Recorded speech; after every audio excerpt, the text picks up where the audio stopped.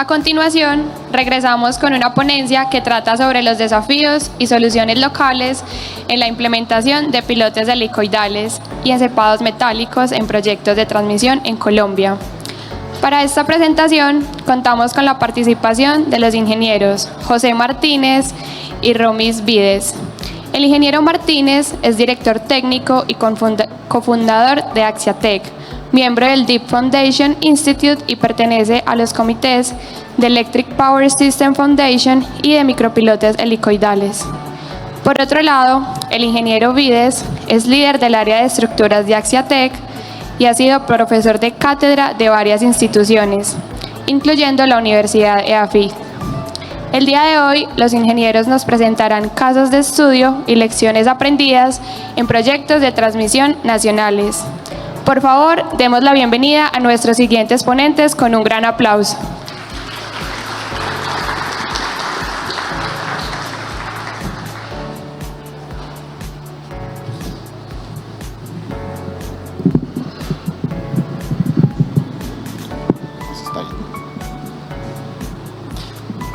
Listo. Muy buenos días a todos.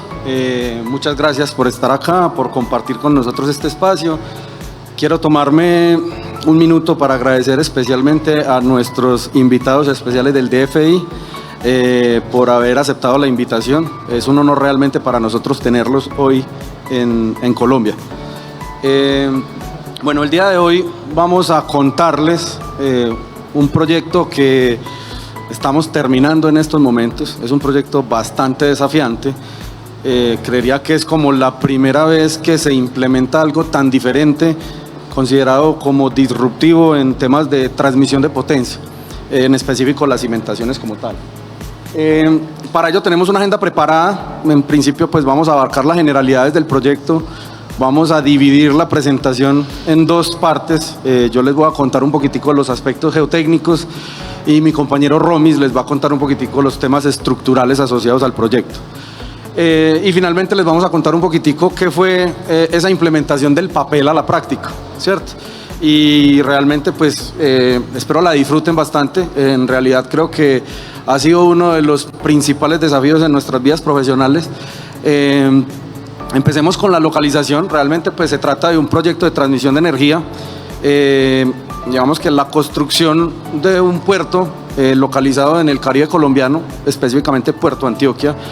La localización está en específico en el Golfo de Urabá, en una zona bastante compleja desde todo punto de vista ambiental, geotécnico, particularmente.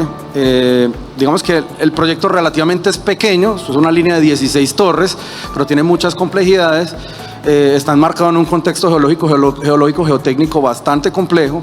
Confluyen depósitos marinos y fluviales, suelos totalmente saturados, potencialmente compresibles, con todas las problemáticas asociadas pues a ese complejo. En términos de cimentaciones era un real desafío. Generalmente, digamos que principalmente el proyecto se componía de 16 torres. La mayoría de esas torres eran torres de retención por la forma como hubo que darse el trazado del proyecto, con la complejidad de que las torres de retención tienen pues en la construcción de líneas de transmisión, en específico las cimentaciones. Desde el punto de vista ambiental, teníamos localizadas 8 de las 16 torres en plantaciones en campos de banano de exportación. Digamos que estas plantaciones tienen unas particularidades bastante complejas desde el punto de vista de accesibilidad. Tienen muchas limitaciones de acceso. Los bananos son transportados por unos cables guía y esos cables guía limitan la altura de cualquier tipo de equipo que quieras implementar o utilizar durante la implementación. Generalmente eso, digamos que la geomorfología es totalmente antrópica. Esto se construyen las plantaciones, son suelos totalmente orgánicos en sus primeros espesores.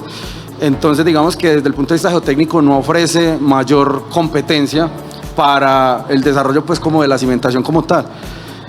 4 de las otras 8 torres restantes están localizadas en una zona digamos que considerada como potrero, pero totalmente inundada, totalmente anegada la zona. No había forma de acceder con ningún tipo de equipo, de carro Y finalmente tenemos las otras 4 torres restantes en una zona denominada de bosque húmedo tropical, digamos que en términos de suelo muy similar a las 3 zonas.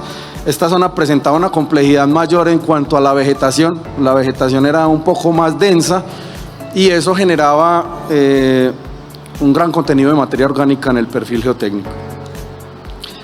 Les voy a contar un poquitico el tema geotécnico, ¿cierto? Desde el punto de vista geotécnico, tomé 3 sondeos de referencia, uno al inicio, al final y en la mitad de la línea.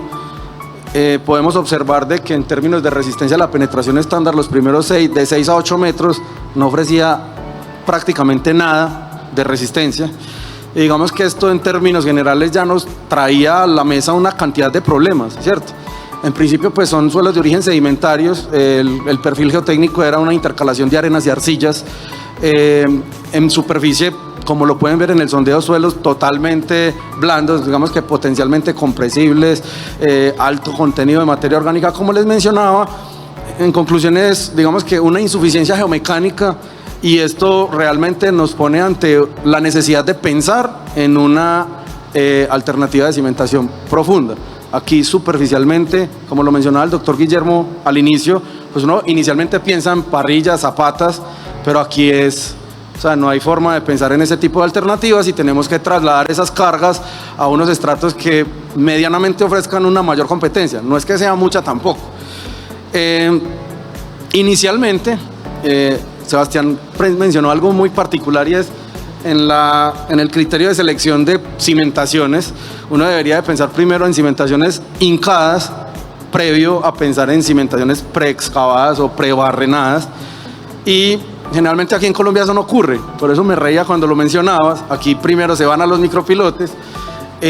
Los pilotes helicoidales como tal son considerados, y el DFI, el Deep Foundation Institute, considera el pilote helicoidal como una cimentación hincada por torsión mecánica, ¿cierto? Entonces digamos que en principio uno debería de haber pensado en pilotes helicoidales, pero inicialmente se pensó en micropilotes. Unos micropilotes conectados por un encepado en concreto, un cabezal en concreto armado, y empezamos a pensar pues como en la solución, y inicialmente la solución planteaba una lista de cantidades de obra a desarrollar en 16 torres, pues que en términos gruesos hablábamos de más o menos 230 metros cúbicos de material a excavar, más o menos 200 metros cúbicos de concreto y 15 toneladas de acero de refuerzo, ¿cierto?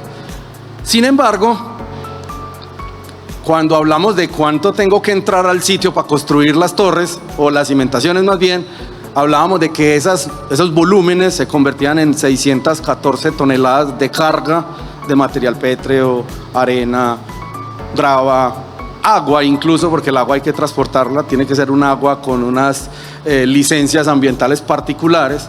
Entonces digamos que empezamos a evaluar y estas eran las condiciones del sitio.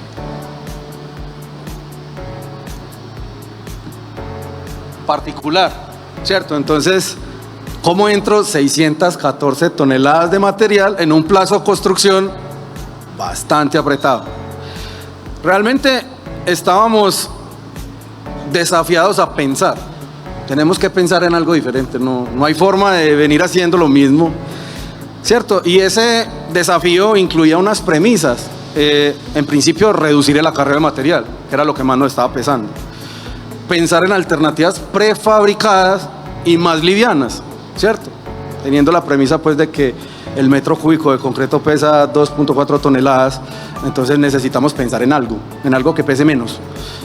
Reducir la necesidad de equipo y herramienta voluminoso y pesado en sitio, pues ya vimos las condiciones. Si una persona se hunde hasta acá, una retroexcavadora de 10 toneladas, pues imagínense qué va a pasar. Y en principio evitar excavar. Suelos orgánicos, niveles freáticos por encima de superficie. De hecho, pues la zona de inundabilidad era cotas de agua de más unos 5 o 2 metros. Realmente excavar en esas condiciones y con esas limitaciones era bastante complejo. Y necesitamos también acelerar el proceso constructivo. Como decimos nosotros aquí, particularmente en Antioquia, torear ese tipo de terrenos es complejo. Llegó el momento entonces de tomar, transformar e implementar ya ideas que existían en las arcas de Axiatec, ¿cierto? Esto no era un secreto, ya habíamos pensado, ya habíamos tirado muchos números, modelos. Vamos a tratar de volver esto una realidad, y ese realmente fue el desafío, ¿cierto? Comenzamos entonces inicialmente a configurar el problema, ¿cierto? Una configuración del problema. Sabíamos o partíamos de que queríamos algo liviano. Lo primero que habíamos desarrollado en términos de conexiones era un encepado metálico, ¿cierto? Un encepado metálico que en principio queríamos apoyar sobre pilotes helicoidales, ¿cierto? Esa era la principal premisa, pero no nos podíamos olvidar de las condiciones. Un perfil geotécnico bastante complejo. Los primeros de 6 a 8 metros no ofrecían ningún tipo de resistencia lateral. Niveles freáticos, de hecho, pues zonas totalmente anegadas con niveles freáticos por encima del nivel del terreno, y eso nos obligaba a tener unos afloramientos considerables por encima del terreno. Digamos que en líneas de transmisión hay que garantizar que ese stub o ese ángulo que recibe la torre esté por encima del agua. Entonces, esa es la cota de donde tengo que partir, y de ahí para abajo, pues, piense su cimentación. Ese era uno de los principales desafíos. Adicionalmente, espesores considerables de suelos orgánicos que realmente no ofrecían ningún tipo de restricción lateral, y hago referencia a lo que mencionaba el ingeniero Durán. Aquí teníamos unos problemas graves, ¿cierto? Ya los voy a mencionar. Secciones esbeltas en suelos poco competentes, posibles problemas de pandeo, ¿cierto? Ahí nos estábamos enfrentando de entrada a un problema estructural. Suelos con contenido de materia orgánica potencialmente corrosivos, ¿cierto? pHs muy bajos, resistividades altas. Entonces, digamos que, y pensábamos de antemano en soluciones metálicas de acero.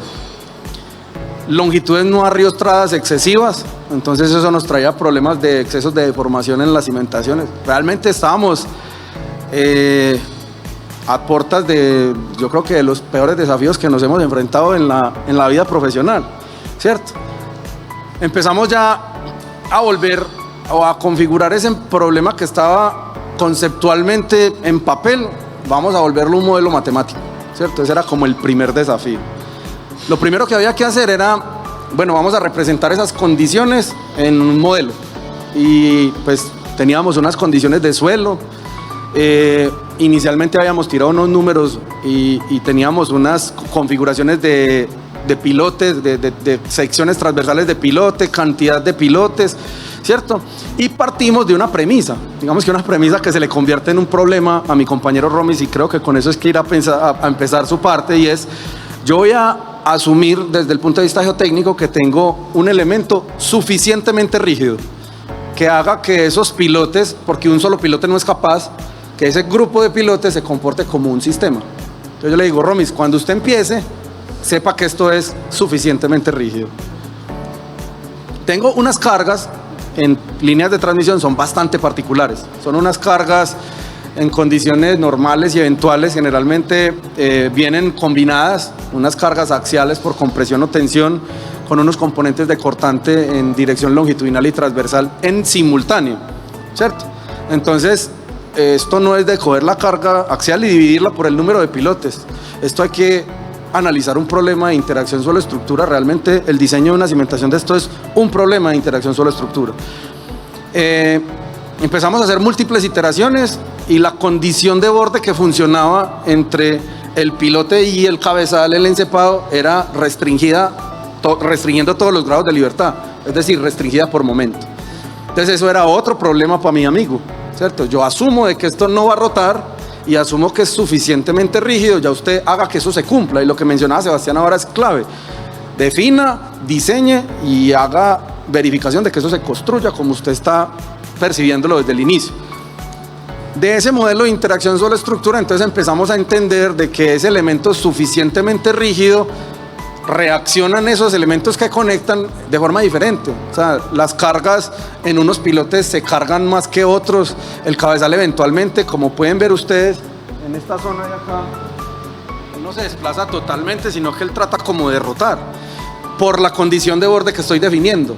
Por sí sola, al estar restringido por momento, él va a tratar de rotar completo, y esa rotación genera un efecto de segundo orden y me sobrecompresiona los pilotes. O sea, es la carga axial dividida por el número de pilotes más una componente adicional que sobrecompresiona en unos y reduce en otros, pero eventualmente la reducción puede ser tan grande que lo puede llevar incluso a trabajar bajo tracción. Hay que analizar eso n veces, la cantidad de combinaciones de carga que nos entreguen, ¿cierto? Y en tracción pasa un fenómeno similar.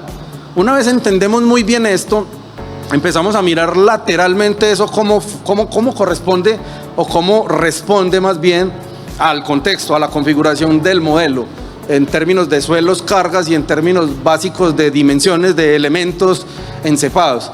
Entonces, en términos de deformaciones, eso empieza a deformarse unas magnitudes.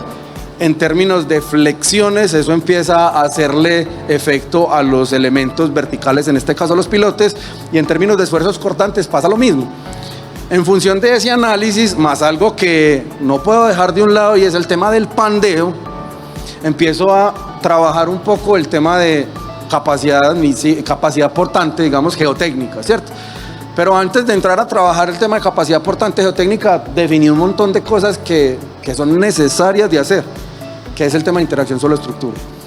En ese sentido, entonces, el pandeo era crítico y empezamos a analizar de que teníamos unos afloramientos por encima del nivel de terreno, unos suelos orgánicos que en este caso no son suelos, no ofrecen nada, entonces el pilote es una sección muy esbelta, no arriostrada, va a generar un problema de pandeo. Con base en esa premisa, entonces logramos definir una sección transversal. Realmente el desempeño es netamente estructural en términos de pilote. El suelo no ofrece nada. Tengo que descargarle todo eso al pilote y analizarlo, ¿cierto? Y finalmente pues definir el pilote en términos de longitud, cuántas hélices tiene y de qué dimensiones serán esas hélices. Iniciamos con esas validaciones mediante pruebas. Estoy totalmente de acuerdo, alineado con Sebastián. Sí, diseño, construyo y pruebo. Entonces empezamos a hacer pruebas en un elemento, a compresión, en el grupo de elementos de manera lateral, instrumentando diferentes tipos de puntos del cabezal, a compresión del grupo, ¿cierto? En diferentes zonas del proyecto. Estas eran pruebas de preproducción, ¿cierto? Pruebas de sacrificio en términos generales, y en función de eso analizar en unas zonas particulares se comportaban muy bien y estaban, digamos que satisfacían las solicitaciones para las cuales fueron diseñadas, pero en algunas partes no, y nos llevábamos a la falla. Entonces tocaba empezar a reformular y a reconfigurar digamos que este problema. Esa configuración pues partió de calibrar esos modelos. A través de esas calibraciones leímos esas deformaciones reales que eran muy diferentes a las estimadas, recalibramos los modelos a través de análisis retrospectivos y volvimos a reconfigurar considerando de pronto rigidizar un poquito el elemento y ganar un poco de resistencia por fricción a lo largo del fuste del pilote, ¿cierto? Aquí hay que tener mucho cuidado y hablábamos ayer con Sebastián, esto es dependiendo de cómo movilicemos una resistencia en la otra, ¿cierto? Acá tenemos los pilotes helicoidales, van a trabajar por punta. Nuestra ingeniera Karen va a explicar muy bien cómo van a trabajar estos elementos, pero realmente vamos a sumar una resistencia adicional por fricción a lo largo del fuste, pero hay que tener cuidado cuando moviliza una resistencia a la otra, cuál actúa primero, en qué magnitud y cuánto le deja restante a la otra. Esto hay que acoplar muy bien esos modelos antes de tener, digamos que estimaciones totales. En función de esto reconfiguramos los modelos, volvimos a calcular capacidades y digamos que tratamos de reformular la solución. Digamos que en términos generales eso fue rápidamente el tema geotécnico. Ya vamos a darle paso a Romis a ver un poco el tema del componente estructural, pero quiero hacer énfasis en unas premisas que no puedes olvidar, Romis, y es las restricciones que teníamos por geotecnia, ¿cierto? Teníamos un encepado suficientemente rígido. Teníamos una condición de borde pilote encepado restringida por momento, ¿cierto?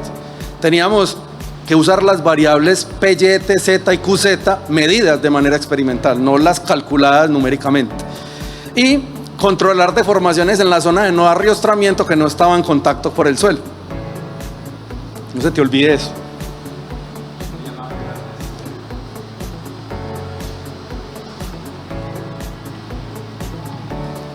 Buenos días a todos, muchas gracias aquí y digamos, siguiendo con lo que plantea José, estos retos interesantes y nos gusta ponerle números y vamos a la realidad a ver cómo es que ejecutamos esta parte. Entonces, desde este punto de vista, digamos, ya entendimos un poco la problemática del problema, las condiciones, y eso es fundamental para, digamos, tener éxito en un proyecto. Si nosotros no entendemos esto, por más número que le pongamos, no llegamos al éxito. Entonces, entendiendo esas premisas, las condiciones del proyecto, entonces tratemos de ponerle números, que a nosotros los ingenieros acá cuando estamos en la práctica nos gusta ponerle números y ver colores y a veces yo digo descrestar, pero dentro de limitaciones como tal para que vamos a la práctica. Entonces, desde ese punto de vista, nosotros normalmente partimos de una concepción de la realidad, porque aquí tenemos un problema y queremos que sea esta la solución. Esa es la concepción de la realidad. Y nosotros le ponemos números, idealizaciones y vamos a hacer un análisis. Entonces hacemos esquemas y hacemos análisis para tratar de determinar, a mí me gusta utilizar más bien las palabras, estimar el comportamiento, porque aquí tenemos unas condiciones iniciales y ya vimos y vamos a seguir viendo que no necesariamente son las condiciones finales. Entonces analizamos, diseñamos y ahí sí tratamos de volver a la realidad. Eso es lo que tratamos nosotros, digamos, de hacer desde el punto de vista de ingeniería. Y hay unas frases, pues, muy famosas y a mí me gusta mucho y es, entre más simple mantengamos esto, más control tenemos, ¿ok? Pero no siempre nos podemos quedar en ese modelo simple porque el problema nos exige algo más sofisticado. Entonces, desde ese punto de vista, seguramente nos toca hacer otro tipo de análisis, considerando toda la estructura parcialmente, pero algo más sofisticado. Pero indudablemente, entre más simple sea el modelo, más control vamos a tener nosotros de los parámetros. Y desde ese punto de vista, pues uno puede tener un modelo tan complejo como este que presento acá. Tengo toda la estructura, tengo el suelo, tengo modelos muy detallados, todo lo que yo quiera. Pero realmente para el problema que yo quiero resolver, eventualmente eso no es lo que yo necesito. Entonces, más bien, vamos a problemas más sencillos. En este caso, asumiendo una cimentación con esa, digo yo, perlita que nos dejó el ingeniero geotecnista, que eso tiene que ser suficientemente rígido. Entonces vamos a empezar a analizar cómo interactuamos con esos parámetros geotécnicos desde el punto de vista lateral, vertical o cuando tengo una rotación.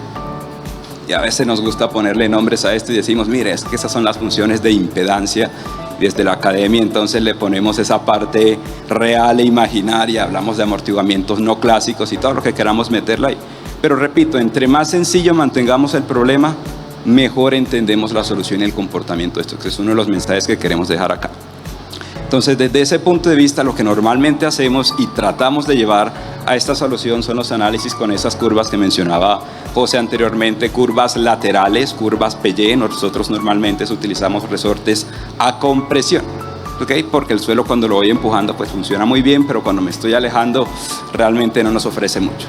También podemos tener curvas, ahorita decía José, esas curvas TZ, pero hay que ser muy cuidadosos con eso. Y en este tipo de cimentación es mucho más. Entonces hay que mirar cuándo movilizamos, como decía José, ese tipo de resistencia como tal. Y finalmente, para la parte vertical utilizamos lo que llamamos una curva QZ también. Y esto lo llevamos entonces, lo configuramos con consideraciones y hacemos nuestro modelo. Pero como mencionaba José, y se ha mencionado acá en las charlas previas, tenemos que ser muy cuidadosos de qué resistencia nos puede ofrecer este tipo de, digamos, la condición particular que nosotros estamos utilizando. Entonces, desde ese punto de vista y volviendo a ese esquema que les mencionaba anteriormente, esta es mi concepción de la realidad. A esto le quiero apuntar porque eso es nuestra solución y vamos a ponerle números a eso. Entonces, desde ese punto de vista, inicialmente nosotros en el campo estructural necesitamos idealizar eso, pero a partir de unas cargas también. Y son básicamente las condiciones que nosotros vamos a tener, que nos impone el diseño global de las torres y normalmente, digamos, nos entregan unas cargas máximas para ciertas condiciones, es lo que hacemos a nivel de cimentaciones, cuál es el estado de máxima compresión, de máxima tracción, máximas cortantes. Importante y mencionarlo es que en nuestro medio, todavía aquí en Colombia, utilizamos mucho métodos de esfuerzos admisibles desde el punto de vista geotécnico y métodos de resistencia desde el punto de vista estructural. Y tenemos que ser muy consistentes. Yo no puedo mezclar cargas de un estado para ir a diseñar, digamos, a proporcionar la resistencia. Y si yo quiero hacer validaciones, calibraciones de eso entre esos modelos estructurales y geotécnicos, tengo que ser consistente. Entonces, eso es muy importante también, cuáles son las cargas que tengo, para qué condiciones y con qué método lo voy a comparar.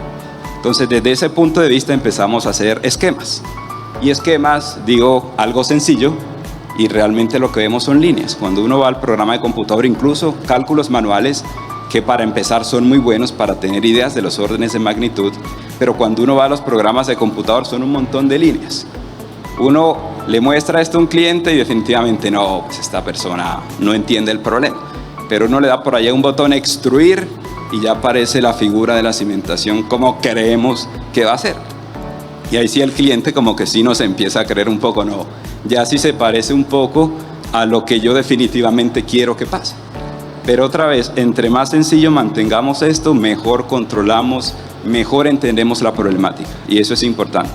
Pero repito, no siempre nos podemos quedar en ese modelo sencillo porque no necesariamente nos representa lo que nosotros queremos analizar. Y dentro de todos estos modelos que empezamos a hacer es muy importante la calibración de la parte geotécnica y la parte estructural.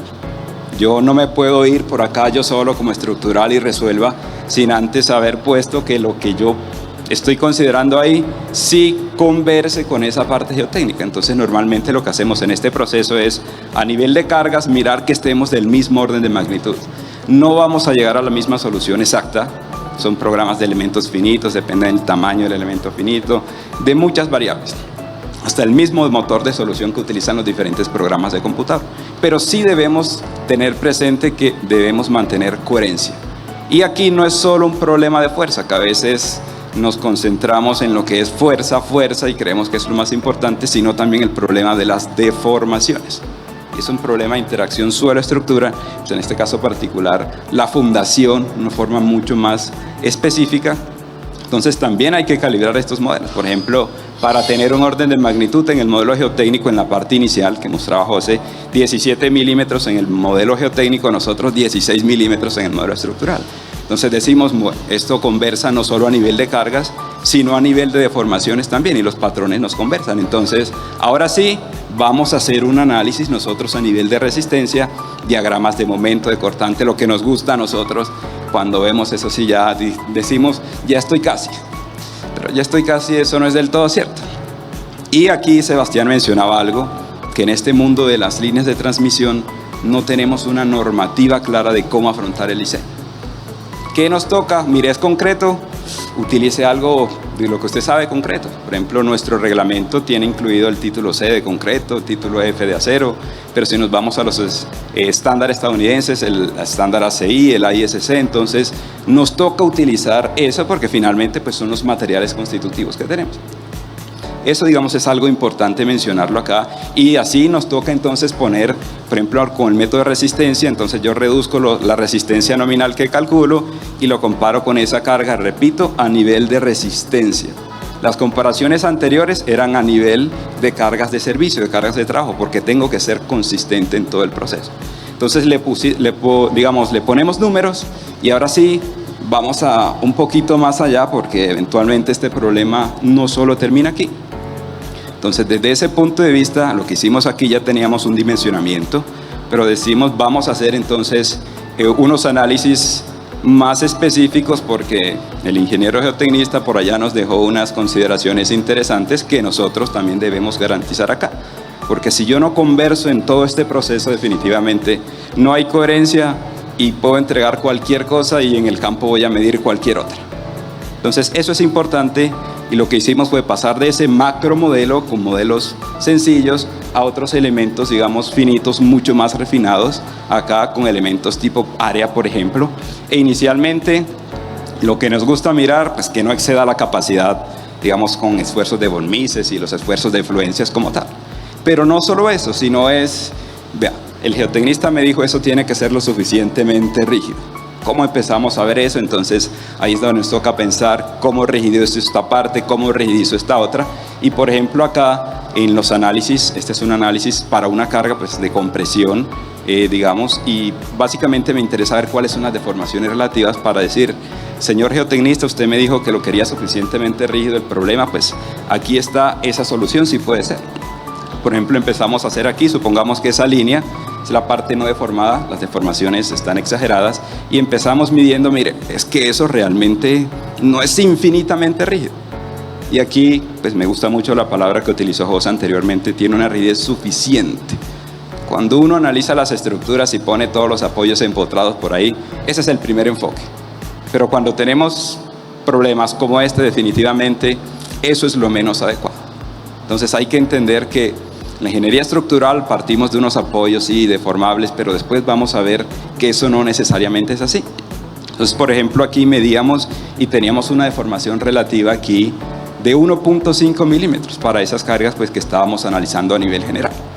¿Sí? Entonces uno dice, mire, esto es rígido, no tan rígido. Entonces a nosotros nos gusta en la práctica mucho poner eso. Mire, para una longitud particular yo normalmente tengo algo de referencia. L sobre 100, sobre 200, sobre 500, y eso me da una idea de lo que tan rígidos son los elementos. Por ejemplo, edificaciones, cuando yo tengo elementos que son muy frágiles, que yo necesito mucha rigidez, normalmente esa relación lo que pretendemos que sea alrededor de L sobre 460, 480.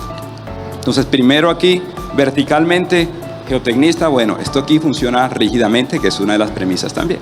Y no solo para la carga vertical, sino también para la carga lateral. Porque si eso se mueve de manera muy relativa, entonces yo voy a tener problemas y no voy a tener coherencia con esas premisas que vienen desde el diseño geotécnico. Entonces también hicimos un análisis para esas cargas laterales, cuánto se puede deformar relativamente ese elemento que yo estoy analizando. Y en este caso, pues lo que veíamos, y aquí en estos modelos, tuvimos en cuenta esa potencial, digamos, flexibilidad que tienen en cuenta los pernos, porque cuando uno se mete a las conexiones de acero, eso no es infinitamente rígido. Ahí también empezamos entonces a discutir, pero aquí tuvimos en cuenta a través de unos elementos de enlace y cómo los conectábamos, y básicamente lo que encontramos es que eso se movía como un todo también. De hecho, lateralmente las deformaciones relativas eran muy, pero muy pequeñas. Entonces esto para empezar a decir, señor geotecnista o equipo de diseño geotécnico más bien, aquí vamos bien con las premisas. Usted me pidió algo rígido, vertical y horizontal, entonces aquí lo estamos garantizando también.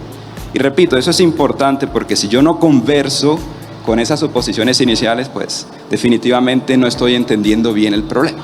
¿Okay? Y la otra era, mire, es que la conexión entre ese pilote en la parte perimetral con ese elemento cabezal o encepado, yo necesito que sea una conexión restringida a momento. Pero también José nos lo mencionó acá, y es, en el papel todo funciona muy bonito. En la práctica eso no le va a quedar exactamente en el milímetro que usted dijo que iba a quedar. Entonces es cómo manejamos las tolerancias en este tipo de elementos. Y aquí, pues dentro de todo eso nos tocó empezar a jugar un poco, como decía José, con las ideas que ya teníamos, es cómo las materializamos y cómo vamos a llegar a algo que en la práctica sea factible, que nos dé algo de tolerancia, que eso es fundamental, y que nos permita finalmente ubicar ese stub en las coordenadas que queremos. Entonces, desde ese punto de vista, la conexión, básicamente, cuando trabajamos en el mundo de la ingeniería estructural, a veces nos gusta pensar mucho en elementos pretensados. Entonces es como una conexión pretensada que tengo acá, donde induzco una compresión. Cuando yo aumento la carga de compresión hasta cierto punto, eso me da una capacidad a momento también, que fue lo que hicimos acá. Es lo que uno mira, por ejemplo, en unos diagramas de interacción.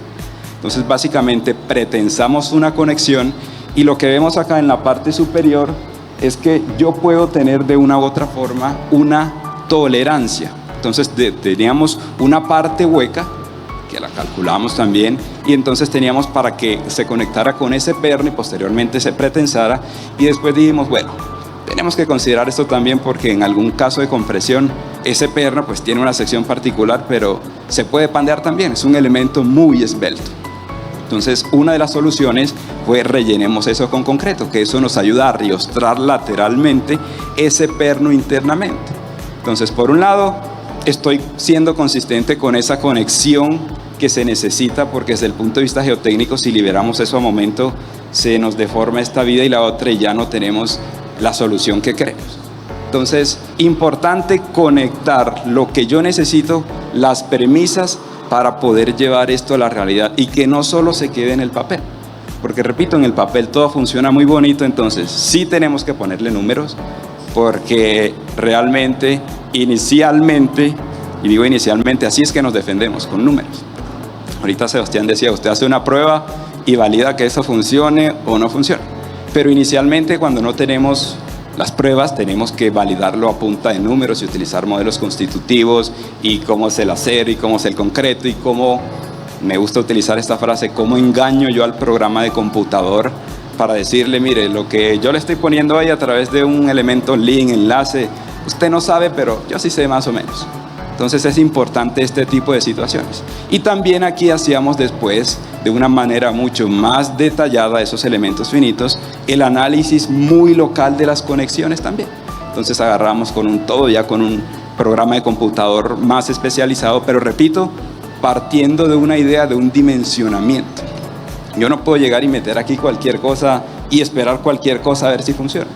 Antes de yo llegar acá, yo necesito saber cómo va a funcionar esta parte. Entonces también hacíamos de manera muy detallada cuál era finalmente ese análisis para seguir verificando y dándole, digamos, continuidad a eso. Y finalmente pues llegamos a unos detalles constructivos donde teníamos que especificar, mire, este es el elemento 1, 2, lo conecta con este de esta manera y siendo consistente indudablemente con todo lo que habíamos calculado. Y desde ese punto de vista, pues en el papel todo muy bonito. Entonces vamos a la realidad. Porque una cosa es diseñar y también, como lo decía Sebastián, estamos de acuerdo, pues si uno no se mete un poco y va y se ensucia ya, pues finalmente no entiende y cree que la vida es perfecta. Entonces, primero, pues algunas fotografías de cómo es el proceso de instalación, siempre pues con la topografía para tratar de mantener en las posiciones que queremos, tratar de mantener lo que nosotros queremos, ¿ok? Eso es importante. Y pues más o menos cómo se hace y a lo que finalmente queríamos llegar. Esa es la solución que dijimos, vea, eso es a lo que le apuntamos definitivamente para finalmente llegar a una solución como esta que es ya la torre. Entonces pasé de esa concepción de la realidad a la realidad en todo ese proceso. Pero no todo es color de rosa. Y es cuando venimos, por ejemplo, a este tipo de situaciones donde en estos sitios particulares, y aquí les muestro esto, les digo, esto no es una prueba de carga. Ni más faltaba, ahorita hablaron de pruebas de carga y experimentos, pero es simplemente para tener idea de lo que nosotros teníamos en el papel y qué podemos tener allá en este tipo de condiciones particulares. Insisto, no es una prueba de carga, pero es para tener una idea del orden de magnitud de lo que queremos. Entonces, ahorita José planteaba es que, mire, queremos revisarte un poco de resistencia en el suelo, pero estructuralmente yo también necesito hacerle algún cariñito a ese tipo de elementos que tengo acá. Entonces, vuelve y piense, ¿ok? Y vuelve y piense en este caso es, vea, ya tenemos pruebas de carga, ya tenemos entonces, como decía José, se hicieron unos retroanálisis a partir de esos parámetros de torques, resistencias, y volvamos a unos parámetros y volvamos a jugar. Y aquí presento simplemente una de esas tantas curvas, pellé en todos esos procesos. Y por ejemplo las primeras donde eran más o menos hasta los 5 metros, donde uno ve pues eso es físicamente nada para efectos estructurales. Entonces esa es la realidad. Usted plantea una cosa, devuélvase y devuélvase, entonces póngale los números ya consistentes con esas pruebas de carga. Entonces vamos a los modelos estructurales también y otra vez calibremos modelos, que eso es importante. Yo no puedo pasar al siguiente, digamos, paso sin yo estar de una u otra manera con cierto grado de certidumbre de que eso es consistente con lo que tenemos. Entonces, esas deformaciones ya no nos gustan y ahorita vimos, bueno, la prueba de carga empírica, no mentira, no es una prueba de carga definitivamente, ok, eso es importante, pero entonces, ¿qué vamos a hacer? ¿Cómo solucionamos? Les digo, hubo muchos pensamientos, ratos, reuniones, explore alternativas y venga, echemos mano de la ingeniería estructural que aquí entendemos los problemas o tratamos de entender para solucionar. Entonces, desde ese punto de vista, lo que llegamos es, vamos a tratar de solucionar eso como nos gusta, con esas cerchas, esas armaduras, que eso nos dan sistemas arriostrados, nos da una rigidez muy importante, nos reducen, por ejemplo, la longitud de los arriostradas, entonces esos problemas de pandeo también los empezamos a minimizar. Entonces, analicemos los potenciales escenarios que tenemos. En algunos no eran tan grandes los afloramientos, pero las condiciones de rigidez en el suelo nos obligaban también a utilizar ese tipo de arriostramientos. Entonces, y eso se hizo para las diferentes condiciones que podríamos tener allá. Entonces se plantearon para las configuraciones de 4 o 5 pilotes con diferentes, digamos, longitudes de arriestramiento. Y esto es para mencionar que esto no es un proceso lineal y es muy iterativo como tal. Entonces otra vez vuelve y juega. Vamos entonces con esos parámetros, nuevos parámetros, pero con esta nueva solución a ver cómo estamos en términos generales de lo que queríamos. Entonces pasamos de 45 milímetros aquí, algo de 9 milímetros, pues al menos en el papel. Ya uno dice, pues, y así es consistente cómo funciona un sistema de estos de arriestramiento a nivel general de armaduras. Entonces, ahí sí, vamos a la realidad. Entonces ahí tratemos de materializar este tipo de situaciones y esas conexiones, por ejemplo, aquí nos tocó pensarles muchos también cómo vamos a conectar esas riostras allá. Entonces nos tocó pensarle, vea, vamos a conectar, cómo consideramos eventualmente es una conexión a fricción, no es una conexión a fricción, no puedo llegar a soldar allá, que es lo que yo quisiera, pues, al menos en este punto de vista tener unos elementos para poder soldar y después poner los pernos, pero esas condiciones particulares no las teníamos acá. Entonces básicamente es cómo llegamos a este tipo de soluciones para que finalmente podamos de una u otra forma se pueda garantizar el éxito en este tipo de proyectos. Y con esto pues digamos quiero terminar aquí con unas pequeñas conclusiones, reflexiones. Primero, el proceso de diseño de la ingeniería no es lineal. Esto suponemos una cosa de lo que entendemos inicialmente, pero en el camino eso puede, y en este proyecto cambia muchísimo. Y eso nos obliga primero a pensar y entender que esto no es lineal. Segundo, algo que en nuestro medio tristemente tenemos es que el geotecnista diseña por allá y el estructural diseña por acá. Y a veces llegamos a una delgada línea donde no sabemos o queremos echarle la culpa a usted o echarle la culpa a usted a otro. Si nosotros no conversamos en este tipo de proyectos, no tenemos éxito. Y este es un proceso de, me da información, yo le devuelvo información. ¿Vamos bien? No. Deme otra vez información, yo le devuelvo información. Es un proceso muy iterativo, indudablemente como tal. Entonces, fundamental entender el problema para llegar a una solución particular. Eso es fundamental, ¿ok? Entonces, aquí digamos terminamos con esto y esperemos también en otra ocasión, como decía Sebastián, encontrarnos porque hay otros proyectos que estamos desarrollando también donde tiene otras condiciones particulares y hay que analizarlo también y para esas condiciones particulares. Entonces, el mensaje es desde el punto de vista geotecnia, estructuras, esto se debe hacer de manera conjunta. Esto no es de manera separada y esto nos implica muchos retos que en este caso debemos estar calibrando constantemente y ojalá en la medida de lo posible, y aquí en este proyecto era imperativo, a través de resultados que se obtenían de mediciones reales en el sitio para yo poder devolver, retroalimentar mis modelos y decir si estoy obteniendo más o menos lo que yo quiero y estoy midiendo en sitio. Entonces, muchas gracias a ustedes por su atención y cualquier tipo de preguntas, pues estaremos aquí atentos.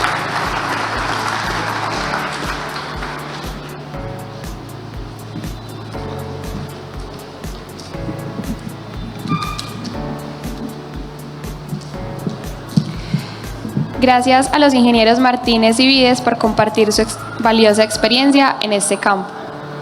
¿Alguien tiene alguna pregunta para los ingenieros? Acá José ya se preocupó. No, excelente presentación de los dos y, o sea, realmente es un orgullo siendo colombiano ver lo que ustedes presentan porque, me he dicho, dijiste varias cosas claves. La primera, hay que simplificar para poder entender y para poder controlar. Yo soy de la misma línea. El número de variables. Me cortaron. Listo. El número de variables hay que reducirlo para poder entender la sensibilidad de las variables y eso pues claramente lo entiendes muy bien. Ahora, la solución que tienen ahí es espectacular y te digo, en muchas partes del mundo cuando muestras la solución de que no es una prueba de carga, pero está la persona haciendo esto. Si me entiendes, ahí yo veía eso y decía, imagínate qué va a pensar Riz o Neil con las curvas PY que ellos desarrollaron cuando ven un suelo al que le puedes hacer así y se deforma. Entonces, pues claramente toda una teoría de curva se va a la caneca. Si me entiendes, pues digo, no totalmente a la caneca, sino lo que muestras ahí es una curva muchísimo más baja. Estoy seguro que en la mayoría de los casos en otra parte, otras compañías que no tengan la interacción estructural geotécnica como ustedes, primero el ingeniero se sienta a llorar ahí mismo, ve eso y decide traer una retroexcavadora con una perforadora y meter un caisson hasta China, ¿sí me entiendes? Y tratar de rigidizar esa vaina y completamente ignorar todas las capas que hay antes. Pero digamos, la solución que tú haces de decir, no, yo lo puedo manejar a punta de rigidizar el elemento y empezar a hacer esos elementos de cercha y de cierta manera creas el efecto. Tú lo que haces ahí al final es que estás creando un caisson, ¿sí me entiendes? Porque digo, rigidizas de tal punto en que ya esa resistencia del suelo no te importa tanto, pero estás pasando todo un estrato más bajo. Entonces, o sea, me parece espectacular porque lo que te comentaba ayer, trabajar en esas condiciones es un reto, ¿sí me entiendes? Y yo creo que hay pocas partes del mundo en que, pero pues las líneas tienen que ir por ahí, o sea, no es una solución de que es que pasémoslas en otra dirección. Entonces, es la verdad una belleza las soluciones que encuentran y sobre todo esa interacción de geotecnia con ingeniería estructural que lleva a soluciones muy efectivas.